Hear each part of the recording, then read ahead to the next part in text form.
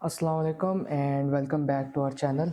आज हमारी पाइथन की सीरीज़ की एक नेक्स्ट वीडियो है जिसमें हम ये चेक करेंगे कि हमारी डाटा टाइप्स पाइथन में क्या होती हैं।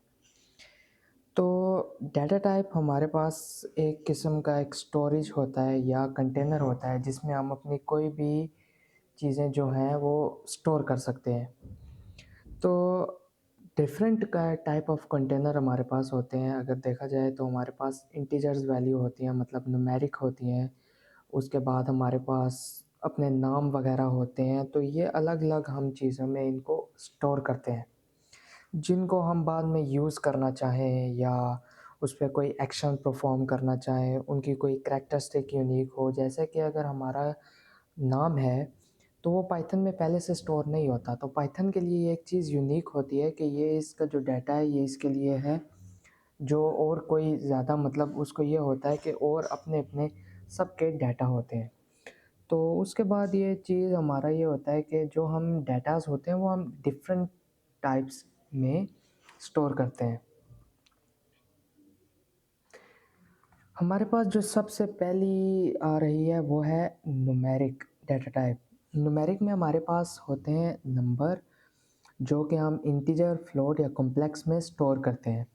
अब इंटीजर क्या चीज़ होती है? इंटीजर होता है जो होल नंबर हम जिसमें स्टोर करना चाहें, होल नंबर यानी कि 1, 2 अप टू सो ऑन। उसमें पॉजिटिव भी हो सकते हैं, नेगेटिव भी हो सकते हैं, लेकिन शर्त यह है कि उसमें पॉइंट्स वाला नंबर नहीं होना चाहिए। और फ्लोट ये होता है कि उस वो इंटीजर का उलट होता है, उसमें हम पॉइंट्स वाले ही नंबर स्टोर करते हैं। फ्लोट और इंटीजर में सिर्फ इतना फ़र्क पड़ जाता है। और उसके बाद जो हमारे पास है वो है कॉम्प्लेक्स। अब कॉम्प्लेक्स ऐसी चीज़ होती है कि जिस तरह के हमारे पास कोई इक्वेशन वगैरह हो। उसके अलावा अगर हमारे पास जिस तरह के 1+2 और साथ उसके कोई अननोन वेरिएबल हो, जैसे कि एक्स, ए, बी, सी, डी, तो फिर हमारे लिए एक इक्वेशन हो जाती है, कॉम्प्लेक्स हो जाता है। तो आइए हम पाइचार्म पे एक दफ़ा इसको चला के भी देख लेते हैं कि ये कैसे काम करते हैं और इनका सिंटैक्स वगैरह क्या है। तो यहाँ पे ये हम काम करते हैं कि ए एक वेरिएबल बना लेते हैं और उसमें 10 वैल्यू स्टोर कर देते हैं और उसको प्रिंट करते हैं, प्रिंट ए। अब हमने इसको प्रिंट किया तो 10 आ गया। लेकिन अब यहाँ पे अगर हम इसको कोई और वैल्यू दे देते हैं 10.0, प्रिंट तो अभी भी इसको ये कर रहा है, लेकिन हमें कैसे पता चलेगा कि ये इंटीजर है या फ्लोट है? तो उसके लिए फिर ये चीज़ होती है कि प्रिंट में हम साथ इसका एक टाइप का, जो इसका अपना फंक्शन है पाइथन का, उसको कॉल कर लेते हैं। अब टाइप क्या चीज़ करता है? टाइप हमसे एक चीज़ ब्रैकेट्स के अंदर ये मांगता है कि आप डाटा टाइप को मैं बताऊँगा, आपको डाटा टाइप बताऊँगा, लेकिन आप किस चीज़ की डाटा टाइप पूछना चाहते हो। तो अब हमने जिस तरह हमने ब्रैकेट के अंदर इसे ए दिया है, तो अब ये ए की हमें डाटा टाइप बताएगा। हम इसे रन करके देख लेते हैं। तो ये देखें, यहाँ पे इसने ए को 10 रखा है और साथ ही अब इसने ये क्या काम किया है कि हमें बता रहा है कि इसकी क्लास क्या है, इंट है, मतलब इंटीजर है। वहीं पे अगर हम एक और वेरिएबल बी कर लेते हैं और उसको भी 10.0 वैल्यू दे रहे हैं, और अब हम अगर इसको प्रिंट करेंगे बी और साथ हम इसकी टाइप को प्रिंट कर लेते हैं, टाइप ऑफ बी। जब हम इसको प्रिंट करेंगे तो अब यहाँ पे आप दे सकते हैं कि ऊपर 10 है और नीचे 10.0 है, लेकिन क्लासेस में फ़र्क आ गया। ऊपर वाली इंटीजर थी और नीचे वाली फ्लोट थी। जैसा कि अभी मैंने आपको बताया था कि इंटीजर और फ्लोट को डिफरेंस सिर्फ ये चीज़ करती है कि हम उसमें कोई पॉइंट बना रहे हैं। उसके बाद जो तीसरी थी वो थी हमारे पास कॉम्प्लेक्स सी, जैसा कि 1+2। ये तो हमारे पास दोनों इंटीजर हो गए, लेकिन साथ एक अननोन वेरिएबल। साथ में हम इसको प्रिंट कर लेते हैं, प्रिंट ऑफ सी, और साथ ही इसकी टाइप ऑफ किसकी, सी की, इसको प्रिंट करते हैं। यहाँ पे ये आप देख रहे हैं कि इसने एक तो प्रिंट तो कर दिया, लेकिन अब इसकी क्लास क्या हो चुकी है, कॉम्प्लेक्स हो चुकी है। तो ये हमारे पास 3 टाइप्स की अभी तक न्यूमेरिक हैं। और भी डाटा टाइप्स हैं तो वो भी हम चेक कर लेते हैं। तो हमारे पास न्यूमेरिक डाटा टाइप के बाद एक और डाटा टाइप है, वो है स्ट्रिंग डाटा टाइप, जिसमें करैक्टर सीक्वेंस है, इम्यूटेबल है, वाइड रेंज ऑफ ऑपरेशंस है। अब इम्यूटेबल क्या है ये भी हम बताएंगे। करैक्टर सीक्वेंस, आप अगर डाटा टाइप स्ट्रिंग एक ऐसी डाटा टाइप है, अगर आप डबल कोट्स या सिंगल कोट के अंदर कोई भी चीज़ लिख देते हो, चाहे वो करैक्टर है, लेटर है, नंबर है या सिंबल है, तो वो उसको स्ट्रिंग ही मानेगा। अगर आप डबल कोट के अंदर ज़ीरो लिख रहे हो तो वो आप इंटीजर नहीं, वो स्ट्रिंग हो गया। 0.0 लिख रहे हो वो भी स्ट्रिंग हो गया है। करैक्टर अगर सिंबल लिख रहे हो जैसे कि परसेंटेज हो गया, मल्टीप्लाई का हो गया, तो वो भी स्ट्रिंग रीड होता है। फिर वो एक उसका फंक्शन सब ख़त्म हो जाते हैं जब आप उसको डबल या सिंगल कोट के अंदर लिख देते हो। उसके बाद इम्यूटेबल का मतलब है कि आप इसमें कोई भी चेंजेस नहीं कर सकते। मतलब कि अगर आपने एक स्ट्रिंग बना दी है ए इक्वल टू कॉर्बेट, तो आप उसमें आप कोई चेंज नहीं कर पाओगे जब तक आप उसको ए को दोबारा रीराइट नहीं करते हो। रीराइट से फिर ये होता है कि उस कंटेनर को आप खाली कर देते हो और उसमें कोई और चीज़ भर देते हो। ऐसा नहीं हो सकता कि आपने अगर एक कंटेनर के अंदर मतलब कोई चीज़ रखी हुई है और उसमें कोई चीज़ ऐड करना चाहते हो तो फिर नहीं हो पाएगा। हाँ, ये है कि उसको खाली करके आप दोबारा कोई चीज़ डाल सकते हो, लेकिन उसमें कोई चीज़ ऐड नहीं कर सकते। या ये नहीं कर सकते कि मतलब अगर उसमें चीज़ पड़ी हुई है जैसे CORVIT और आप चाहते हो कि उसमें से मैं टी निकाल के फेंक दूँ, तो आप ये भी काम उसमें नहीं कर सकते। इम्यूटेबल का यही मतलब होता है कि ना तो आप अपडेट कर सकते हो, ना कोई चीज़ ऐड कर सकते हो और ना ही उसमें से डिलीट कर सकते हो। उसके बाद हम इस पे काफ़ी ऑपरेशन भी परफॉर्म कर सकते हैं, जैसे कि कॉनकैट करना, मतलब कि अगर हमारे पास दो स्ट्रिंग्स पड़ी हैं, उन दोनों को आपस में जोड़ देना। या तो स्लाइस करना, स्लाइस मतलब कि एक बड़ी स्ट्रिंग है, अब हमने उसको डिवाइड करना है, मतलब कि एक दो या तीन पीस में उसको तोड़ना है, तो उसको हम स्लाइसिंग कहते हैं। अभी हम पाइचाम पे एक दफ़ा स्ट्रिंग का फॉर्मेट भी देख लेते हैं। जैसे कि यहाँ पे पहले तो हम इस सब को कमेंट कर लेते हैं। अब यहाँ पे a इक्वल टू, अब यहाँ पे कोई भी हम स्ट्रिंग क्रिएट करते हैं जैसे कि हेलो की। अब हम इसको प्रिंट करेंगे, यहाँ पे प्रिंट a और साथ ही टाइप ऑफ a। ये यहाँ पे अब इसने हेलो प्रिंट भी कर दिया और साथ में इसकी क्लास भी हमें स्ट्रिंग बता दी है। अब जो इसको कैसे मतलब डिफरेंटली हमारे पास होते हैं, एक इसके ऊपर इंडेक्सेस। अब इंडेक्सेस के ज़रिए भी हम इसको एक्सेस कर सकते हैं, लेकिन वो कैसे कर सकते हैं, इंडेक्सेस किस तरह होते हैं, ये इंशाल्लाह जब हम स्ट्रिंग को फुल बताएंगे, उसको फुल डिफ़ाइन करूँगा तो मैं आपको उस वीडियो में बताऊँगा। तो अभी सिर्फ हम इसका फॉर्मेट बता रहे हैं कि इसका फॉर्मेट कैसे होता है और ये कैसे बनती है।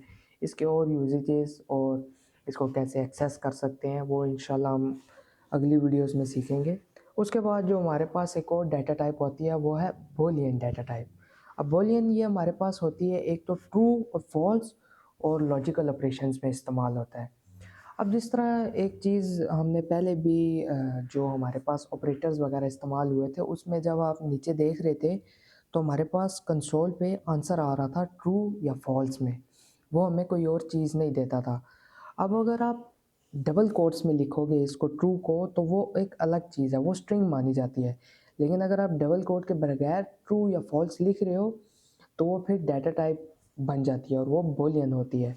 ट्रू का मतलब होता है यस, या मतलब करेक्ट है, मतलब आपका आंसर 1 है, और फॉल्स का गलत है या ज़ीरो है, मतलब ये एक अलग चीज़ को रिप्रेजेंट करता है। ये हमारे पास आगे जाके कंडीशंस में इस्तेमाल होता है, और कंडीशन किस तरह इस्तेमाल करते हैं अगली वीडियोस में हम देखेंगे। साथ में लॉजिकल ऑपरेशन, जिस तरह हमने अभी लॉजिकल ऑपरेटर किया था उसमें भी यही चीज़ हो रही थी कि ट्रू या फॉल्स में आंसर आ रहा था, तो हम इसको आगे भी सीखेंगे। तो अभी हम ये काम करते हैं कि पाइथन में एक दफ़ा चेक कर लेते हैं। अब यहाँ पे अगर हम a equal to sorry b equal to अगर यूँ ट्रू कर देते हैं और हम इसको करते हैं प्रिंट ऑफ b साथ ही टाइप ऑफ b। अब आप देख रहे हैं कि इसने यहाँ पे क्या किया है, यहाँ पे ट्रू को एक स्ट्रिंग की है कॉल, लेकिन अगर हम ये काम करते हैं कि कोट्स हटा देते हैं और यहाँ पे इसको यूँ ट्रू कर देते हैं और अब हम इसकी टाइप चेक करेंगे तो ये देखिए यहाँ पे ये क्या कह रहा है कि यह अब बोल हो गया है। बोल मतलब कि हमने डबल कोट हटा दिया। अब इसका मकसद जो है इस डिफ़ाइन हुआ हुआ है कि ये आंसर अलग चेंज हो चुका है, टाइप चेंज हो चुकी है। इसी तरह हमारे पास एक और चीज़ आती है फॉल्स, वो भी बोल है। अब ये चीज़ आप यहाँ पे देख रहे हैं कि अगर मैं खाली ट्रू और फॉल्स की मैं बात कर रहा हूँ, अगर हम इनको डबल कोट के बाहर लिखेंगे तो बोल होंगे। और चीज़ तो ये है कि अगर हम यहाँ पे मैं यूँ लिख देता हूँ, अब अगर मैं इसको रन कर रहा हूँ तो ये चीज़ एरर दे रही है, लेकिन ट्रू और फॉल्स पे ये चीज़ नहीं हो रही थी। ट्रू और फॉल्स हमारे लिए कंडीशन में यूज़ होने के लिए एक बूलियन हमारे पास डाटा टाइप आ जाती है। ट्रू और फॉल्स ही सिर्फ अगर आप डाटा डबल कोट या सिंगल कोट के बगैर लिखते हैं तो वो हमारे पास बूलियन आते हैं। उनका भी एक फंक्शन होता है कि ट्रू के लिए टी का कैपिटल होना लाजमी है और फॉल्स के लिए एफ़ का कैपिटल होना लाजमी है। लेकिन इसके अलावा ये चीज़ हो जाती है कि आप अगर इसको डबल कोट में लिख देते हो तो ये हमारे पास स्ट्रिंग हो जाती है। लेकिन अगर आप सिंगल में लिख रहे हो तो ये क्या होगा कि बूलियन में चेंज हो जाएगा। हम इसको उसके बाद जो हमारे पास एक और डाटा टाइप है वो है लिस्ट। अब लिस्ट एक हमारे पास ऐसी डाटा टाइप आ जाती है कि जिसमें हम कुछ भी स्टोर कर सकते हैं। नंबर भी स्टोर कर सकते हैं, स्ट्रिंग भी स्टोर कर सकते हैं, फ्लोट भी स्टोर कर सकते हैं। मतलब कि लिस्ट एक हमारे पास एज अ कलेक्शन होती है, जिसमें यहाँ जिस तरह यहाँ पे भी लिखा हुआ है कि ये एक कलेक्शन है। कौन सी ऑर्डर्ड कलेक्शन है जिसमें हम डिफरेंट डाटा टाइप को रख सकते हैं। अब स्ट्रिंग में क्या था कि स्ट्रिंग डबल कोट के अंदर तो हम सारी चीज़ें रख सकते थे, लेकिन वो क्लास हमें क्या बताता था कि क्लास ये एक स्ट्रिंग है। लेकिन लिस्ट में इस तरह नहीं होता। लिस्ट में हम अगर उसको स्टोर करते हैं तो वो लिस्ट में ही रहता है और हम उसको यूज़ भी कर सकते हैं एज अ नंबर, स्ट्रिंग या फ्लोट के तौर पर। हम इसका एक दफ़ा पाइचार्म में सिंटैक्स भी देख लेते हैं। इसका सिंटैक्स इस तरह है कि अगर हम कोई भी LST के नाम से कोई भी वेरिएबल बनाते हैं और उसके बाद हमें यह करना पड़ता है कि हम स्क्वायर ब्रैकेट रखते हैं। स्क्वायर ब्रैकेट हमें यहाँ पे रिप्रेजेंट करवा रही है कि ये एक लिस्ट है। उसके बाद हम यहाँ पे जो भी वैल्यू स्टोर करते हैं उनको कोमा सेपरेटेड करते हैं। कोमा सेपरेट मतलब कि कोमा से पहले एक अलग वैल्यू और उसके बाद अलग वैल्यू है। जिस तरह यहाँ पे 1 2.2 एक इंटीजर दे दी, एक साथ हमने फ्लोट दे दी और साथ ही हमने एक स्ट्रिंग भी दे दी। अब यहाँ पे आप देख सकते हैं कि लिस्ट के अंदर मैंने डिफरेंट टाइप की यहाँ पे अंदर डाटा टाइप्स को अरेंज कर दिया है, कंबाइन कर दिया है, रख दिया है। और दूसरा लिस्ट में एक और फ़र्क ये पड़ जाता है, जिस तरह की स्ट्रिंग होती है उसको हम चेंज वगैरह नहीं कर सकते, लेकिन अगर हम लिस्ट को चाहें तो लिस्ट को हम चेंज कर सकते हैं। लिस्ट में हम चेंजेस वगैरह कर सकते हैं और लिस्ट वगैरह को किस तरह हम एक्सेस कर सकते हैं वो हम इंशाल्लाह अगली वीडियोज़ में ज़रूर सीखेंगे।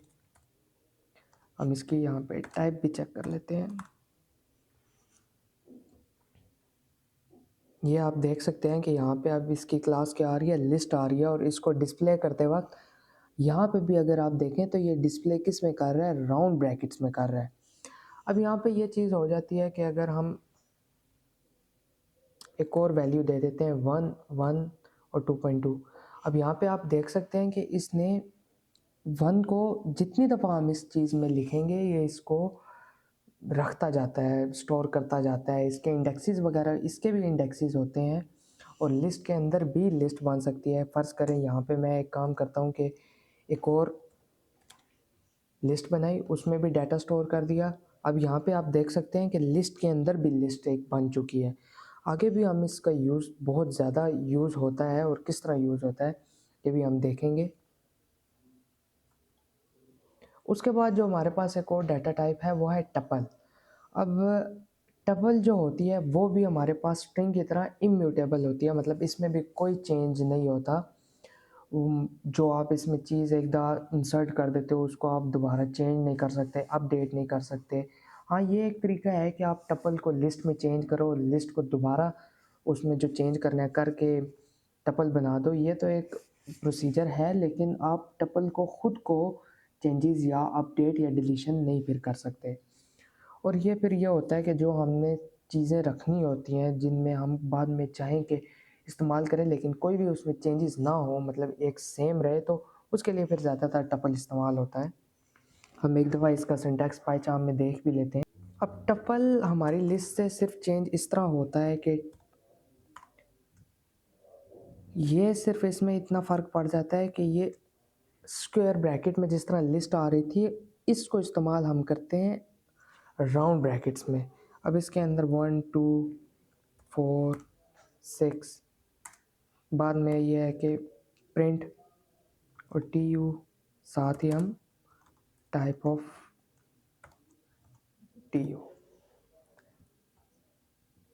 ये अब यहाँ पे ये क्या बता रहा है कि टपल हो गया, और इसने भी इसमें ब्रैकेट्स में इसको आंसर दिया है। अगर हम यहाँ पे 6.3 रख के चेक कर लेते हैं कि यहाँ पे हम 6.3 भी रखा तो फिर भी इसकी क्लास टपल आ रही है। लिस्ट और टपल सेम होते हैं, मतलब एक टाइप के होते हैं कि इसमें भी आप इंटीजर्स वगैरह, फ्लोट वगैरह और स्ट्रिंग वगैरह सेव कर सकते हो, लेकिन लिस्ट और टपल में चेंज यहाँ पे आता है, डिफरेंस यहाँ आता है कि लिस्ट को आप चेंज कर सकते हो, उसको अपडेट कर सकते हो, उसमें कोई चीज़ पड़ी है तो उसको डिलीट कर सकते हो, लेकिन टपल में आप ऐसा नहीं कर सकते। टपल में आज जो आपने क्रिएट कर दिया है उसके बाद आप में उस कोई ऐसा फंक्शन कॉल करके उसको चेंज वगैरह नहीं कर सकते। उसके बाद हमारे पास एक आ जाती है डिक्शनरी।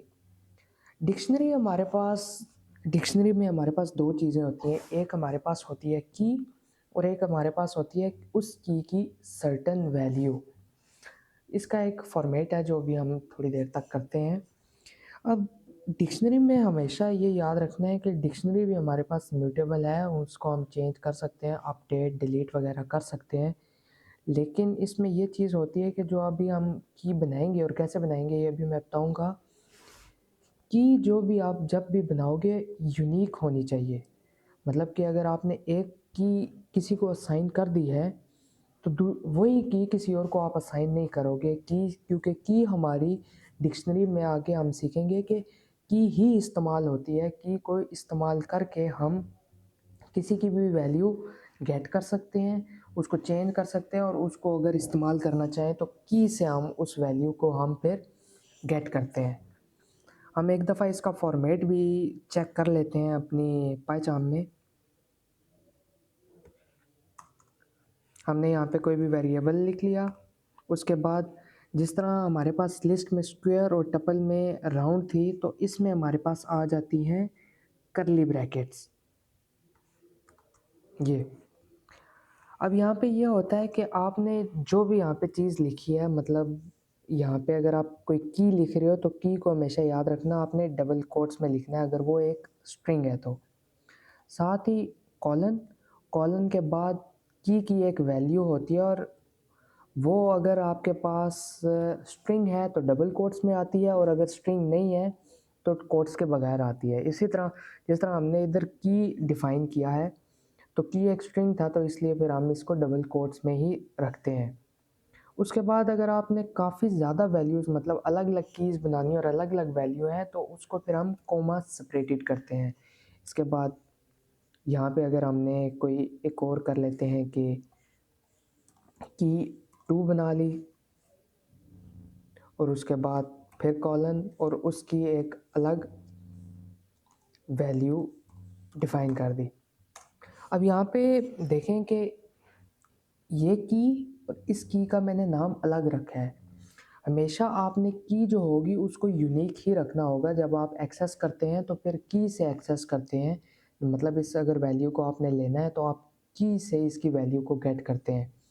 तो इसलिए फिर ये होता है कि आपकी की को हमेशा यूनिक होना मस्ट होता है। लेकिन अगर जिस तरह यहाँ पे की तो यूनिक है, लेकिन देखें कि उसके अंदर मैंने दोनों में एक ही वैल्यू, यहाँ पे भी वैल्यू की स्ट्रिंग है और यहाँ पे भी वही स्ट्रिंग है, इससे कोई फ़र्क नहीं पड़ता, लेकिन आपने हमेशा की को यूनिक रखना है। उसके बाद ये चीज़ होती है कि जिस तरह मैंने यहाँ पे की में स्ट्रिंग रखी है, तो आप की में टपल वगैरह भी स्टोर कर सकते हो। जैसे कि मैं यहाँ ये काम करता हूँ कि एक 1 2, अब यहाँ पे मैंने क्या काम किया है, यहाँ पे अब की 2 को क्या असाइन कर दिया है, एक पूरी मैंने यहाँ पे एक लिस्ट इसको असाइन कर दी है। अब डिक्शनरी यहाँ पे ज़्यादातर इस तरह इस्तेमाल होती है कि जब हम कोई भी डाटा गेट करेंगे, जिस तरह आगे हम एसक्यूएल वगैरह या कहीं से डाटा गेट करेंगे, तो वो हमेशा डाटा हमारे पास डिक्शनरी में आता है। तो इसलिए फिर हमें पता होना चाहिए कि डिक्शनरी कैसे बनती है और उसको यूज़ कैसे करते हैं। अब हम यहाँ पे एक दफ़ा इसको प्रिंट भी कर देते हैं, DIC, और साथ ही इसकी टाइप भी देख लेते हैं।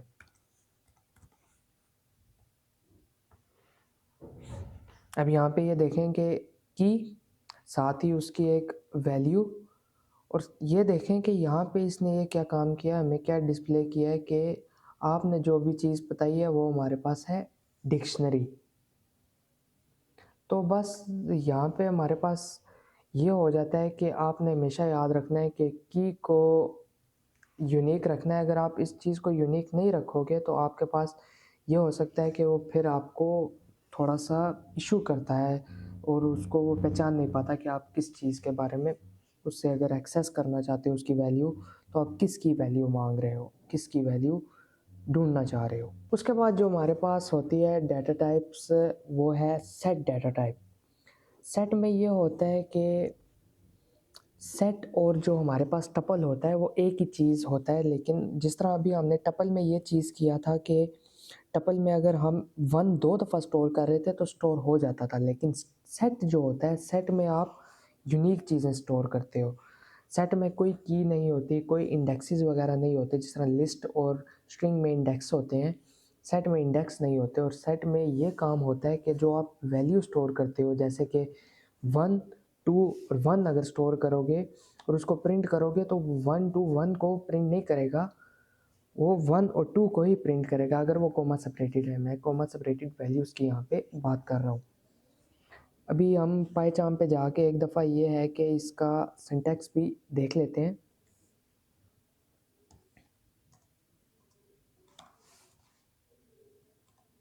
यहाँ पे हमने सेट बनाना है, उसके बाद कर्ली ब्रैकेट्स और 1 2 और 1।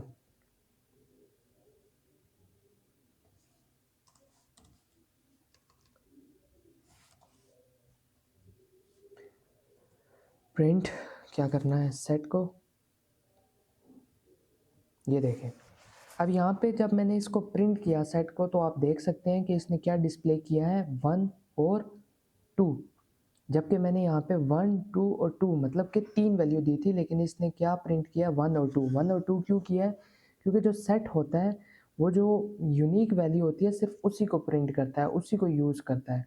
अगर आप यहाँ पे 1 2 और 3 लिख देते तो वो तीनों को प्रिंट कर देता। क्यों प्रिंट कर देता? कि 3 यूनिक था, उसको वो 7 प्रिंट करता। लेकिन अगर आप यहाँ पे ये काम करते हो कि 2 दफ़ा एक चीज़ लिख देते हो तो वो उस चीज़ को फिर दोबारा प्रिंट नहीं करता। ये इसका सिर्फ डिफरेंस आ जाता है सेट में और टपल में, कि वो तो जो उसमें चीज़ आप अगर रिपीटिशन भी कर रहे हो तो उसको प्रिंट करता है, लेकिन सेट रिपीटेड वैल्यू को प्रिंट नहीं करता, सिर्फ यूनिक को करता है। डिक्शनरी में भी कर्ली ब्रैकेट होती है और इसमें भी कर्ली होती है, लेकिन वहाँ और यहाँ ये फ़र्क आ जाता है कि वहाँ की इस्तेमाल करते हैं और की यूनिक होती है, यहाँ पे सिर्फ वैल्यूज़ होती हैं, और जो वैल्यूज़ होती हैं उनका यूनिक होना मस्ट होता है।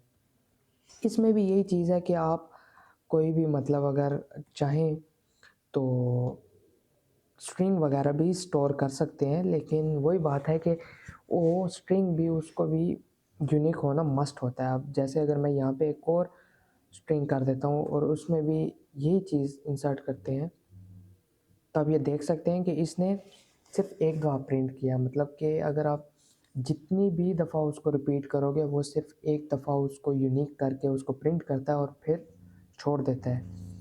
तो आज हमने सिर्फ यहाँ पे डाटा टाइप्स की कुछ मतलब टाइप्स देखी हैं, सिर्फ ब्रीफली उनको देखा है कि वो कैसे होते हैं और उनका सिंटैक्स क्या है, उनके यूजेजेस, और आगे उनको मतलब किस तरह चेक किया जाता है, वो इंशाल्लाह हम नेक्स्ट वीडियो में देखेंगे। तो आज के लिए सिर्फ इतना ही। इंशाल्लाह मिलते हैं नेक्स्ट वीडियो में। अल्लाह हाफ़िज़।